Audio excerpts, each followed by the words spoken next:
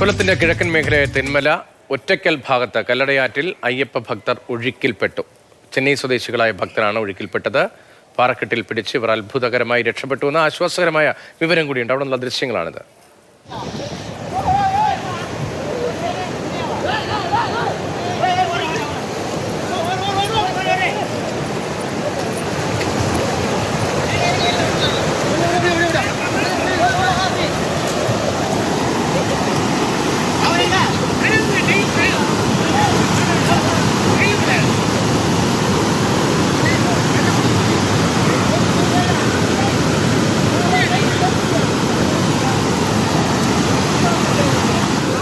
തെന്മലയിൽ നിന്നുള്ള ദൃശ്യങ്ങളാണ്.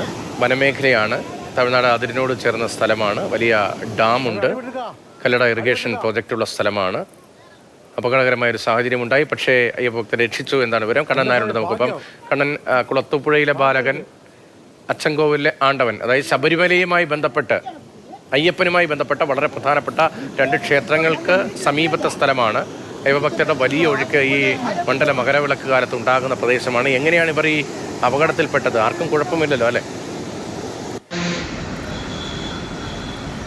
ആർക്കും യാതൊരു കുഴപ്പവുമില്ല എന്നുള്ളത് ആശ്വാസകരമായിട്ടുള്ള കാര്യമാണ്. ഈ പ്രദേശം ഒറ്റയ്ക്കലായാലും ലുക്കൌട്ട് പ്രദേശങ്ങളിലൊക്കെ തന്നെ ആയാലും വലിയ രീതിയിൽ വഴുക്കലുള്ള പ്രദേശമാണ്. ആ പ്രദേശത്തൊക്കെ തന്നെ ഇറങ്ങരുത് എന്നുള്ള നിർദ്ദേശം ഇറിഗേഷൻ വകുപ്പ് നൽകിയിട്ടുണ്ട്. എന്നാൽ ആ നിർദ്ദേശങ്ങളൊന്നും തന്നെ ആരും പാലിക്കുന്നില്ല. ഈ പ്രധാനമായും തമിഴ്നാട്ടിൽ നിന്നുള്ള ഭക്തന്മാർ അച്ചൻകോവിലും ആര്യങ്കാവിലും കുളത്തൂപ്പുഴയിലും ഒക്കെ തന്നെ ദർശനം നടത്തിയ ശേഷം ശബരിമലയിലേക്ക് പോകുന്നവരും തിരിച്ചു മടങ്ങുന്ന ഭക്തന്മാരൊക്കെ തന്നെയാണ് ഉള്ളത്. അവർ പലപ്പോഴും ആ പ്രദേശത്തിൻ്റെ ഒരു ഭംഗി കാണുമ്പോൾ അവിടെ ആഴമില്ലാത്ത പ്രദേശമാണ് എന്ന് കരുതി ഇറങ്ങുകയും അവിടെ നിന്ന് ഫോട്ടോ ചിത്രീകരിക്കുകയൊക്കെ തന്നെ ചെയ്യുന്നുണ്ട്. സാധാരണ അവിടേക്ക് ഇറങ്ങിക്കഴിഞ്ഞാൽ വലിയ ആഴമുള്ള പ്രദേശമാണ്. മാത്രമല്ല എപ്പോൾ വേണമെങ്കിലും ഡാമിൽ നിന്ന് ഈ കൃഷി ആവശ്യത്തൊക്കെ തന്നെയായി വെള്ളം തുറന്നുവിടാനുള്ള സാധ്യത വളരെയേറെയാണ്. ഇതൊന്നും ഈ തമിഴ്നാട്ടിൽ നിന്നുള്ള ഭക്തന്മാർക്ക് അറിയില്ല. അങ്ങനെയാണ് ഇന്ന് അപകടം ഉണ്ടായത്. ഇന്ന് കുറേയേറെ ഭക്തന്മാർ, ചെന്നൈയിൽ നിന്നുള്ള ഭക്തന്മാരാണ്.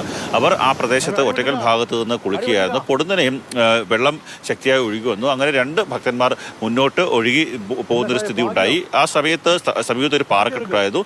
ആ പാറക്കെട്ടിൽ പിടിച്ചു കിടന്നുകൊണ്ടാണ് അവരുടെ ജീവൻ നഷ്ടമാകാതെ പോയതെന്ന് പറയേണ്ടി വരും. കാര്യം പല സമയങ്ങളിലും അവിടേക്ക് ഇറങ്ങരുത് എന്നുള്ള നിർദ്ദേശം ഉണ്ടായിരുന്നു. എന്നാൽ ഇങ്ങനെയുള്ള സാഹചര്യം എപ്പോഴും ഉള്ളതല്ലേ? പഞ്ചായത്തിന്റെ ഉൾപ്പെടെ ഭാഗത്ത് നിന്ന് അത്തരം നിർദ്ദേശങ്ങളിലെ, പ്രത്യേകിച്ച് ഈ ശബരിമല സീസൺ കാലത്ത് ഇപ്പോൾ പാലരുവി നമുക്കറിയാം, വളരെ മനോഹരമായ പ്രകൃതി സൗന്ദര്യമുള്ള സ്ഥലമാണ്. അതിൻ്റെ സമീപത്തല്ലേ അവിടെ നിരവധി മരണങ്ങൾ സംഭവിച്ചിട്ടുണ്ട്. പിന്നീട് വനംവകുപ്പിൻ്റെയൊക്കെ വലിയ ഇടപെടൽ, ആളുകൾ ഇറങ്ങുന്നത് ഒഴിവാക്കുന്നതിന് ഇടപെടലൊക്കെ ഉണ്ടായിട്ടുണ്ട്. അതിന് അടുത്ത് തന്നെ അല്ലേ ഇവിടെ വേണ്ടത്ര ക്രമീകരണം ഇല്ലേ? അതാണോ പ്രശ്നം?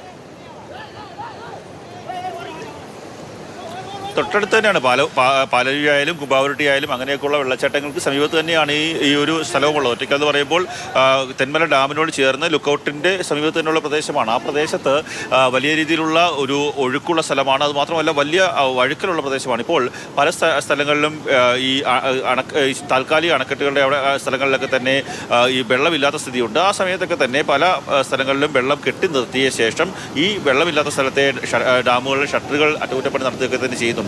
അവയൊന്നും അറിയാതെയാണ് ഈ ഭക്തന്മാരൊക്കെ തന്നെ പ്രദേശത്തേക്ക് ഇറങ്ങുന്നത്. നീന്താൽ നന്നായി അറിയാവുന്നവർക്ക് പോലും പല സമയങ്ങളിലും പിടിച്ചു നിൽക്കാൻ പറ്റാത്ത സാഹചര്യമാണ് ഈ പ്രദേശങ്ങളിലുള്ളത്. കാര്യം പാറക്കെട്ടാണ്. പാറക്കെട്ടിന്റെ ഇടയിലേക്ക് കാലോ മറ്റോ പോയി കഴിഞ്ഞു കഴിഞ്ഞാൽ ഒരു കാരണവശാലും വലിയ അപകടകരമായ സാഹചര്യമാണ്. കല്ലട ഇറിഗേഷൻ പ്രൊജക്ട് ഈ സ്ഥലത്താണ്. അതിനേക്കാൾ വളരെ പരിസ്ഥിതി പ്രാധാന്യവും ഭൂമിശാസ്ത്രപരമായ പ്രാധാന്യം എന്നത് നമ്മുടെ പശ്ചിമഘട്ടത്തിന്റെ ഏറ്റവും പ്രധാനപ്പെട്ട ഒരു സ്ട്രെച്ചാണ്, ഒരു മേഖലയാണ്. വലിയ മലകളാണ്, വലിയ വനമേഖലയാണ്.